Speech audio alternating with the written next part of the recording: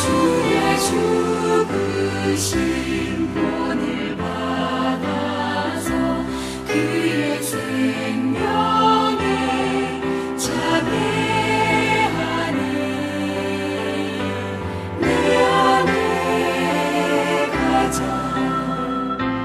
귀한 것 주님을 알미라. 모든 것 되시며 의와 기쁨 되신 주 사랑합니다.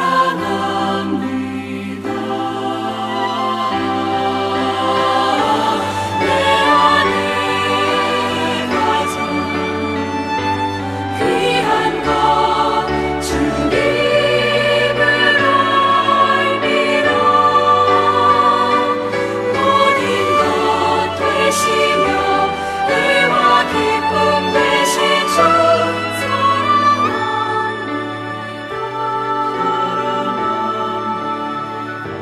사랑합니다. 나의 주.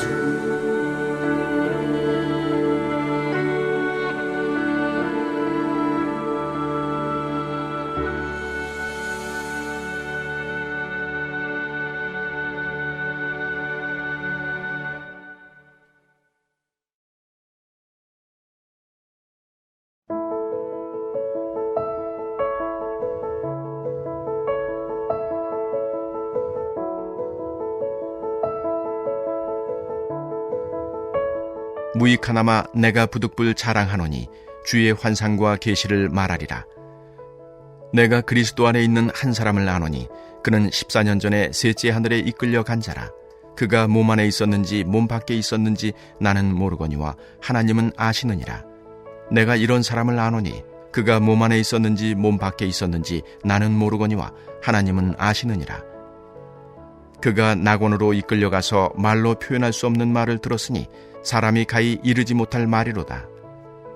내가 이런 사람을 위하여 자랑하겠으나 나를 위하여는 약한 것들 외에 자랑하지 아니하리라. 내가 만일 자랑하고자 하여도 어리석은 자가 되지 아니할 것은 내가 참말을 함이라. 그러나 누가 나를 보는 바와 내게 듣는 바에 지나치게 생각할까 두려워하여 그만두노라. 여러 계시를 받은 것이 지극히 크므로 너무 자만하지 않게 하시려고 내 육체에 가시 곧 사탄의 사자를 주셨으니 이는 나를 쳐서 너무 자만하지 않게 하려 하심이라. 이것이 내게서 떠나가게 하기 위하여 내가 3번 주께 간구하였더니 나에게 이르시기를 내 은혜가 내게 족하도다. 이는 내 능력이 약한 데서 온전하여짐이라 하신지라. 그러므로 도리어 크게 기뻐함으로 나의 여러 약한 것들에 대하여 자랑하리니 이는 그리스도의 능력이 내게 머물게 하려 함이라. 그러므로 내가 그리스도를 위하여 약한 것들과 능력과 궁핍과 박해와 곤고를 기뻐하노니 이는 내가 약한 그때에 강함이라. 아멘. 할렐루야! 말씀으로 하루를 시작하시는 성도님들에게 하나님의 은혜와 평강이 가득하시기를 주님의 이름으로 축원합니다. 오늘은 예수님만 자랑합시다 라는 제목으로 고린도전서 12장 1절에서 10절까지의 말씀을 함께 나누고자 합니다. 이 시간 우리에게 주시는 말씀을 듣고 깨달을 때 연약하고 공고한 나를 회복시키시는 주님, 또한 주변 환경과 사람으로 인해서 낙심하고 아파하는 나를 일으키시는 주님을 만나는 귀한 시간 되시기를 소망합니다. 오늘 우리가 읽은 고린도 후서, 바울이 고린도 교회에 편지를 주고받던 당시 로마인들은 죽음 이후의 세계, 천국의 소망을 가지고 있지 않았습니다. 그래서 지금 이 땅에서의 성공과 영광을 이루는 것이 중요했습니다. 또한 스스로 자신의 업적을 자랑하는 문화가 있었지요. 그래서 로마 시민이나 군인들은 자신의 재물과 지위, 전쟁에서의 업적 등을 앞다투어 자랑했고, 로마의 지배를 받았던 다른 민족들도 그들의 문화에 영향을 받았습니다. 유대인들 역시 예외는 아니었지요. 유대인들은 자신의 경건함을 자랑하고 스스로를 높이기를 잘하는 것이 지혜라고 생각했습니다. 앞서 10장과 11장에서 살펴본 대로 고린도 교회 안에도 자랑하기를 좋아하는 자들이 있었습니다. 그들은 스스로 세운 기준에 따라 자기를 높이고 자랑하였던 거짓 교사들이었지요. 또 그들을 따르는 무리들이 그닥 자랑할 것이 없어 보이는 바울을 공격함에 대해서 바울은 자랑하려거든 오직 주 안에서 자랑하라고 가르칩니다. 성도는 주님이 기뻐하시는 일을 할 때 인정받고 자랑할 수 있다는 말입니다. 이어서 11장에서 성도들을 미혹하는 가증한 일꾼들, 곧 사단의 무리들을 비판하며 육신을 따라 자랑하는 거짓 교사들을 향해서는 그렇다면 나도 자랑 좀 해볼까요? 라며 그들에 대응하기 시작합니다. 왜냐하면 바울은 세상의 기준과 가치에 따라 자랑을 하는 그들에 비해 전혀 부족함이 없었기 때문입니다. 그래서 바울은 자신의 출신 가문, 세상에서의 지위와 특권에 이르기까지 자신을 공격하는 자들에 비교하여 전혀 부족함이 없다고 자랑하였습니다. 이제 오늘의 본문 12장에서도 바울의 자랑은 계속되는데요. 바울의 대적들이 출신 가문과 사회적 업적뿐만 아니라 영적 체험까지도 자랑했기 때문입니다. 2절 말씀을 제가 새번역 성경 버전으로 다시 한번 읽어보겠습니다. 나는 그리스도를 믿는 사람 하나를 알고 있습니다. 그는 14년 전에 셋째 하늘에까지 이끌려 올라갔습니다. 그때에 그가 몸 안에 있었는지 몸 밖에 있었는지 나는 알지 못하지만 하나님께서는 아십니다. 아멘. 바울은 자신이 경험한 환상과 계시를 말하였는데요. 바울은 마치 다른 사람의 체험인 듯 표현했습니다.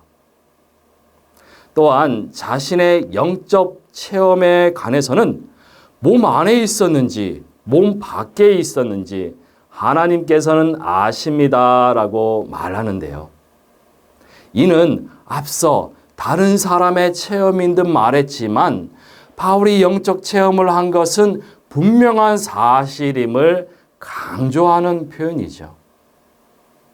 바울이 자신의 영적 체험에 관해 이렇게 표현한 이유가 무엇이겠습니까? 바울은 자신을 스스로 높이거나 그의 영적 카리스마를 자랑할 의도가 없는 것이죠. 하지만 누가 들어도 바울의 영적 체험임을 알 수 있는데요. 결국 그의 자랑은 거짓 교사들의 어리석은 자랑에 현혹된 고린도 성도들의 눈높이에 맞춘 불가피한 자랑이었던 것입니다. 바울은 14년 전에 셋째 하늘에 이끌려 올라가 놀라운 체험을 했다고 고백합니다. 바울이 말한 셋째 하늘이란 표현은 당시 유대 사회의 우주관을 담고 있습니다. 이 우주관에서 첫째 하늘은 새들이 날아다니는 대기권, 둘째 하늘은 해, 달, 별을 볼 수 있는 더 높은 영역, 셋째 하늘은 하나님이 거하시는 보이지 않는 세계를 가리킵니다. 또한 셋째 하늘은 4절에 언급된 낙원, 헬라어로 파라데이소스로 기록된 장소이죠. 곧 하나님이 거하시는 공간이자 구원받은 백성에게 허락된 천국을 가리킵니다. 바울은 이때가 14년 전이라고 언급했는데요. 그때는 바울이 박해하는 자들을 피해서 다메섹에서 도망하여 아라비아에 있던 시절, 그리고 안디옥 교회로 가기 전입니다. 마치 이스라엘 백성들이 광야를 떠돌며 하나님의 백성으로서 훈련받고 거듭나는 시간을 보낸 것처럼 바울 역시 14년 동안 고향을 떠나 하나님의 인도하심을 따라 낯선 이방 땅으로 갔고, 그곳에서 사도로서 훈련받고 결국에는 셋째 하늘까지 올라가 하나님을 대면하게 되는 신비하고 놀라운 영적 체험을 했던 것입니다. 내가 셋째 하늘까지 올라가 하나님을 대면하였노라. 어쩌면 영적 체험의 끝판왕 이야기와 같은 이러한 자랑이 절대 유익하지 않다는 것을 바울은 잘 알고 있었습니다.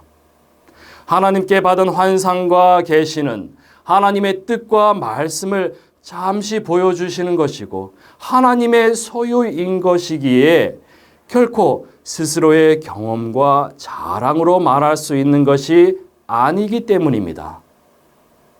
또한 사람들이 자신의 영적 체험에 대해서 지나치게 관심 갖게 될까 염려하여 절제하고자 했습니다. 과거에도 바울과 바나바가 루스드라에서 선천적으로 걸을 수 없는 사람을 일으켜서 걷게 하는 이적을 행했을 때 사람들은 바울을 그리스 신화에 등장하는 헤르메스, 바나바를 신들의 왕 제우스라고 칭하며 그들 앞에서 제사를 드리려 했기 때문입니다. 만약 오늘 우리에게 바울이 경험한 영적 체험과 치유의 은사를 주신다면 어떠할까요? 거짓 교사들과 같이 자신의 경험을 자랑하고 스스로를 높이다가 오히려 성령의 역사를 회방하는 적대자가 되고 말 것입니다. 사람들의 칭찬과 관심을 넘어서 영적 두려움을 갖는 사람들의 반응에 흔들려 교만에 빠지고 죄악의 길에 들어서는 어리석은 인생이 되고 말겠지요. 이러한 인간의 교만과 죄성을 잘 알고 있었던 바울은 5절에서 이제 자신의 영적 체험을 자랑함이 아닌 오히려 자신의 약점을 자랑하겠다고 말합니다. 7절 말씀을 다시 한번 읽어 보시겠습니다. 여러 계시를 받은 것이 지극히 크므로 너무 자만하지 않게 하시려고 내 육체의 가시 곧 사탄의 사자를 주셨으니 이는 나를 쳐서 너무 자만하지 않게 하려 하심이라. 아멘. 바울은 자신의 몸에 가시 곧 사탄의 사자가 있다고 고백합니다. 그가 여러 계시를 받은 것이 너무나 커서 자만에 빠지지 않도록 하나님이 그의 육체에 가시를 주셨다는 것입니다. 바울의 몸에 있는 가시가 무엇이었을까요? 바울의 몸에 있는 가시가 구체적으로 무엇인지는 알 수 없으나 그가 고백한 가시는 그의 몸과 마음을 오랫동안 괴롭혔습니다. 바울은 이 가시를 없애달라고 하나님께 3번이나 간절히 간구했으나 하나님은 3번에 걸친 그의 간구에 거절로 응답하셨습니다. 여기서 우리가 주목할 것은 바울은 신비한 영적 체험에 대해 말할 때에는 한 사람을 안다고 하면서 마치 자기 체험이 아닌 양 말하더니 가시 곧 자기 몸의 질병에 대해서는 자기에게 있는 것이라고 말합니다. 당시에는 강자를 숭상하고 약자를 무시하던 문화였습니다. 더욱이 병에 걸린 사람은 뭔가 문제가 있는 사람으로 여기는 경향이 있었습니다. 때문에 바울이 고린도 교회 성도들 앞에서 자신의 약점은 숨기고 신비한 영적 체험은 더욱 부각시켜서 사도로서 권위를 세워야 할 것으로 우리는 생각되지만 그는 오히려 반대의 모습을 보입니다. 더군다나 역설적으로 자신의 약함을 크게 기뻐하며 자랑하겠다고 말을 합니다. 이런 그의 모습은 세상적으로 볼 때 스스로 자해하는 것과 마찬가지입니다. 여러분, 바울이 왜 이렇게 세상 사람들의 기준에서 볼 때 어리석은 행동을 했던 것일까요? 왜냐하면 바울이 약해지고 낮아지고 깨어짐으로 인해서 자신을 통해 일하시는 예수 그리스도가 드러나기 때문입니다. 하나님께서는 약함에도 불구하고 순종하고 겸손한 자를 통해서 세상 가운데 은혜를 베푸시고 능력을 행하시며 하나님 나라의 역사를 이루어 가시기 때문입니다. 그래서 바울은 주님께 간구하여 받은 응답의 말씀을 고린도 교회에 전해줍니다. 내 은혜가 내게 족하다. 내 능력은 약한 데서 완전하게 된다. 아멘. 하나님은 주의 은혜가 바울에게 충분하고 그의 약함 가운데 주의 능력이 온전해진다고 말씀하셨습니다.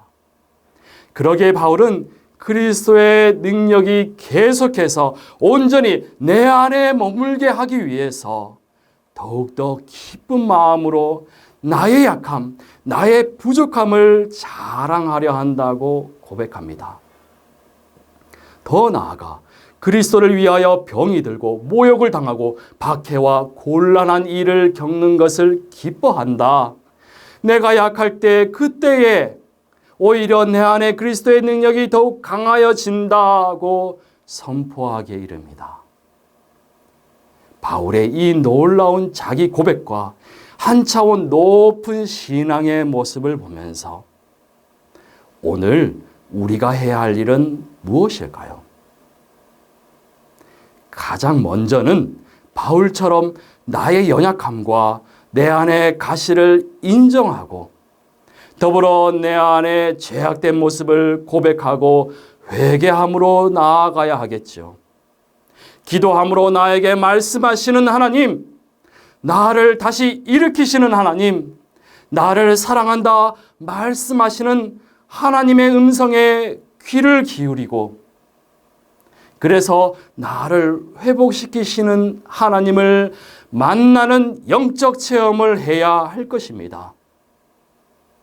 이후에는 연약한 나를 통해 일하시는 하나님의 은혜와 역사하심을 기대하며 살아가야 할 줄 믿습니다. 사랑하는 전주 안디옥 교회 성도 여러분, 많이 배웠다고 자랑하지 맙시다. 많이 가졌다고 자랑하지도 맙시다. 교회에서 직분 받았다고 기도 좀 한다고 자랑하지 맙시다. 우리의 자랑은 오직 바울처럼 철저히 내 안에 살아 역사하시는 예수 그리스도 그 이름뿐입니다. 연약한 나를 통해 일하시는 주님뿐인 줄 믿습니다. 이러한 고백으로 오직 주님만 드러내고 높이는, 그래서 오늘 하루도 우리 하나님 아버지를 기쁘시게 해드리는 성도님들 다 되시기를 축원합니다. 이 시간 함께 기도하기를 원합니다. 첫째는 육신의 자랑이 아닌 오히려 나의 연약함을 자랑하는 자 되게 하소서. 그래서 약한 자에게 주시는 성령의 능력을 의지하고 예수 그리스도의 이름을 전하며 하나님께 영광 돌리는 삶을 살게 하소서. 두 번째 기도 제목은 다음 세대를 살리는 새 성전 건축을 위해 기도합시다. 새 성전에서 말씀으로 다음 세대를 양육하고 주께 예배하는 세대를 길러내게 하옵소서. 새 성전 건축을 위해 한마음 한뜻으로 기도할 때 그 모든 과정이 순탄하여지며 하나님이 기뻐하시는 교회를 세우게 하소서. 이러한 제목으로 함께 기도하겠습니다.